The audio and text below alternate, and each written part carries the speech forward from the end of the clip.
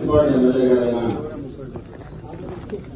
రామాంజనేయులు గారికి, అలాగే వేదికను అలంకరించిన మిగతా పెద్దలకు, అలాగే అఫీషియల్స్ కి, వేదిక ముందున్న అధికారులకి, అనధికారులకి, పాత్రికేయ మిత్రులందరికీ కూడా మా యొక్క నమస్కారాలు తెలియజేసుకుంటున్నాం.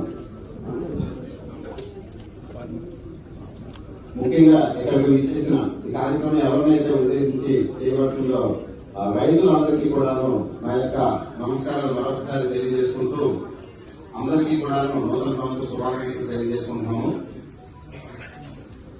ఈ ప్రభుత్వం వచ్చిన తర్వాత రీసర్వేకి సంబంధించి గతంలో ఏవైతే ఇష్యూస్ జరిగి ఉన్నాయో, తప్పిదాలు జరిగి ఉన్నాయో వాటన్నిటిని కూడా ఫస్ట్ ఆఫ్ ఆల్ రెక్టిఫై చేసి రైతులకి వాళ్ళ ఎక్స్టెంట్ కి సరిపడా ఆ ల్యాండ్ మీద ఎవరైతే నిజమైన హక్కుదారులు ఉంటారో వాళ్ళకి పర్ఫెక్ట్ గా పట్టాల పాస్ పుస్తకాలు డిస్ట్రిబ్యూట్ చేయాలని చెప్పేసి వాటిని రెక్టిఫై చేసి ఆ డిస్ట్రిబ్యూషన్ చేయడానికి అని చెప్పేసి ఉద్దేశించిన కార్యక్రమం ఇది. దానికి ముందు ఒక రీసర్వేకి సంబంధించి ఒక 2 మాటలు చెప్పదలుచుకున్నాను.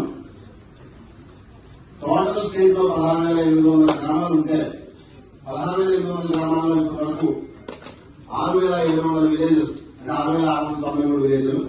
సో 6,700 విలేజ్లు సుమారుగా రీసర్వే జరిగింది. ఈ 6,700 విలేజ్ల్లో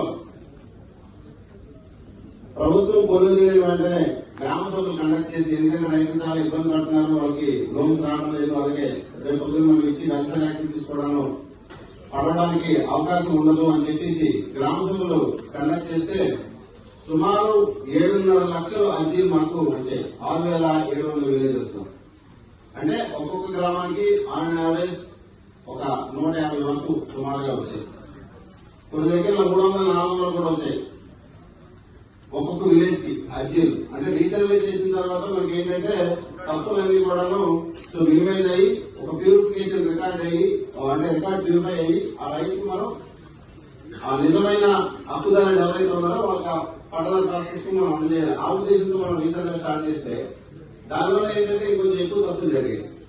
because of various reasons and arrangements కూడా మనం మాట్లాడుకోవచ్చు. సో దాంతో ఆ గ్రామ సభలు కండక్ట్ చేసి ఆ 7.5 లక్షల అర్జీలు ఏవైతే వచ్చాయో అందులో మళ్ళీ ప్యూరిఫై చేసుకుని నిజంగా మనం ఏవైతే రెక్టిఫై చేసి ఆ పట్టదారు